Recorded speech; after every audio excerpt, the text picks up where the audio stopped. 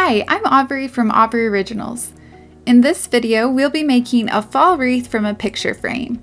I'll show you exactly how to expertly cover the picture frame with burlap in order to minimize bulk. I'll walk you through my thought process when adding florals to your wreath, and then be sure to stick around for the end where I'll teach you how to make an easy and adorable bow hanger. Before we get going, be sure to like this video with a thumbs up so I can keep good content coming your way, and then click the subscribe button so you don't miss out on any new videos.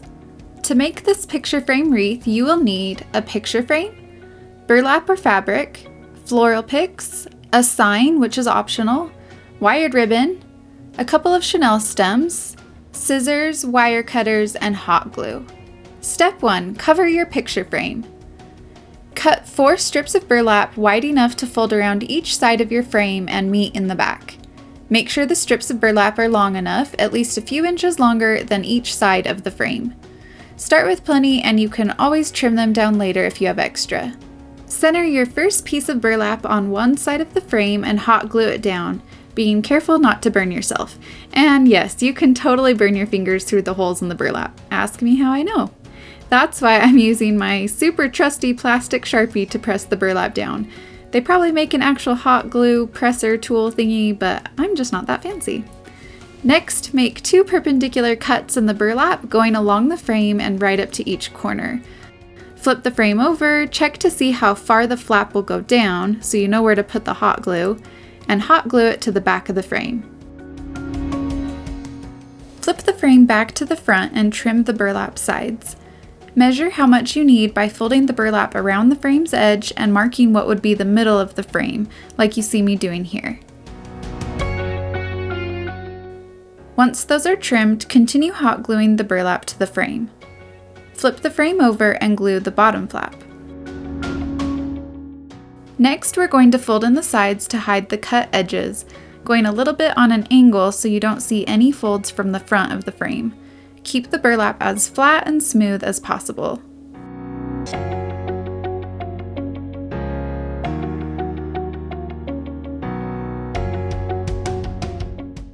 Woohoo! One side done!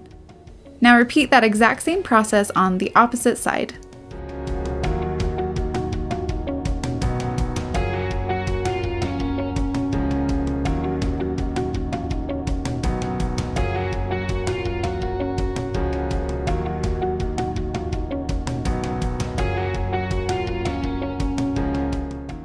For the last 2 sides, it gets slightly trickier because we want to meter the corners. You're going to fold the burlap at a 45-degree angle and then fold the other end on a 45-degree angle, making sure that the strip of burlap meets the corners perfectly. Once you've measured where to fold, press the folds with an iron. I promise it looks way more professional if you iron it. Lay the strip on the frame and check that you've measured the corners correctly. Trim the excess burlap, leaving about an inch.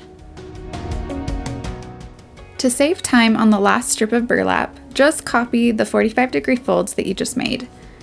Take that to your iron and press it down. Trim the excess. Apply hot glue to the frame, but don't forget that we're doing metered corners. You don't accidentally want to extend the hot glue past the metered corner. Lay the burlap down and press the corners down first because the burlap will have a little stretch if you need them to. Flip the frame over and cut these pieces like you see me doing so the flap will lay flat against the back of the frame. Glue it down. Trim a triangle out of each corner on the bottom flap to minimize bulk. And then trim even more off, leaving just a small flap to be able to fold in. Finish gluing it down. Oops, I went a little too big with the hot glue on that last part. That's okay, I'll actually show you how we can cover that up in a minute.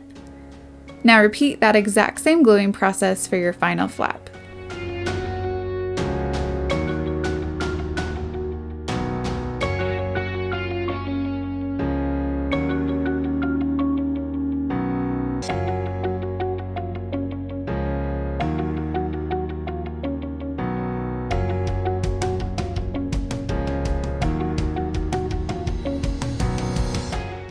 Step 2. Add florals.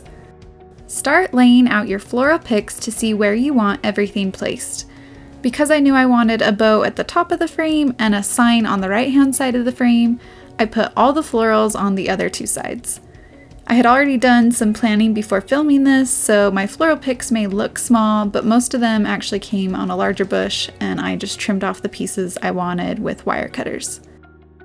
Use a variety of sizes and textures. Start with some longer, wispy pieces that point away from the bottom corner. You can see that I'm making the sides almost symmetrical so the wreath feels balanced. Next, add some large flowers to the corner as a focal point. I love using large leaves behind these flowers. It adds a ton of color and helps to draw your eye to that focal point. Continue placing additional pieces to fill in any gaps.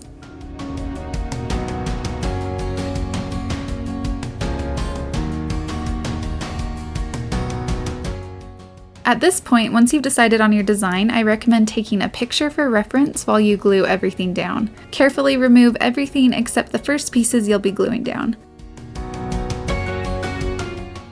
Trim any unnecessary length or wires and start gluing. You want enough hot glue in places so the floral picks don't move, but you don't want too much that they look flat or squished or unnatural, so not every leaf or petal has to be glued down. Again, I'm using my trusty Sharpie to avoid hot glue burns.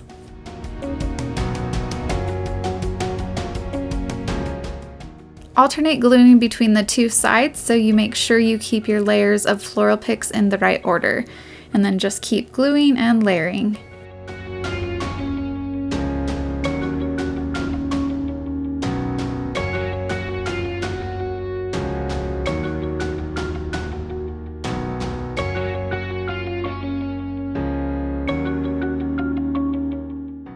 When you get to the big flowers, you may want to trim them down a little more so they're not sticking way too far out from your frame, and this will also make them easier to glue.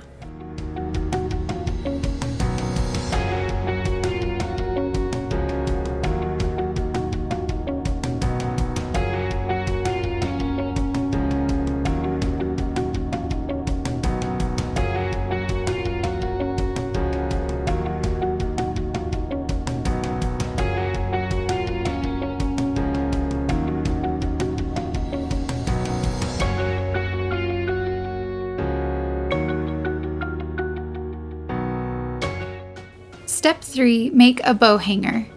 I am using 2.5-inch wide ribbon, and you'll need 4 pieces of ribbon, 2 that are 16 inches long, 1 that is 12 inches long, and 1 that is 3 inches long. Take a 16-inch piece, fold it over on itself, and glue the ends together to make a loop. Do the same thing with the 12-inch piece. Next, grab the other 16-inch piece and a chenille stem. Lay the small loop on top of the big loop, fold the 16-inch piece of ribbon in half and pinch the sides together at the middle. Gather the middle of the loops and join all 3 pieces together with the chenille stem, twisting it at the back.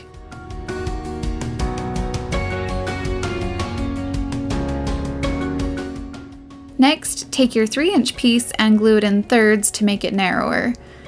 I trimmed my chenille stem here, but if you want to save a step later, don't trim it, just leave the ends sticking out. Glue the 3-inch piece around the middle of the bow and trim it if it's too long. Dovetail the ends of the ribbon as shown. For the hanger, there may be a better way to do this, but this is what worked for me. Wrap a long piece of ribbon around the frame, tie a knot wherever you want, depending how long you want the hanger to be. Slide the knot around to the back of the frame and glue it in place. Okay, I'm going to pause here for a second because remember that part earlier when I said I'd show you how to cover up the hot glue from covering the frame with burlap? I didn't show you this part, but you'll notice the nice strips of felt that I hot glued to the back of the frame. Just measure your frame and make the strips slightly smaller so you don't see any felt from the front. This isn't necessary, but it covers up any imperfections and gives the back of the frame a cleaner finish. But what I should have done is saved the top piece of felt and glued it on after gluing this ugly knot to the back of the frame so that you wouldn't see it. Oh well, next time. Yeah, that's not super pretty, but it works. To help the ribbon loop stay flat when hanging the wreath, twist a chenille stem around it and then tuck the pieces in. Or if you didn't trim the chenille stem on the bow earlier, you can just use that and twist the bow onto the loop hanger. But since I'd already trimmed it, I am just hot gluing the middle of the bow right there instead. Step 4, add a sign. I didn't video this part, but I had a cute wood sign that I just repurposed. I spray painted it brown, added the Hello Fall with vinyl that I cut on my Cricut, then I glued the sign to the frame. I can't remember if I hot glued it or used E6000 glue, but I generally recommend E6000 for signs because it'll be much sturdier than the hot glue. I also added a little silver brad, like a scrapbooking brad, to make the sign look like it was tacked onto the frame and not just floating there. It just looked better with the shape of my sign. And there you go, a super fun fall wreath from a picture frame. Be sure to check out the complete blog post, which I will link to below. I hope you enjoyed this tutorial. Thanks so much for watching. Don't forget to like and subscribe, and I will see you next time.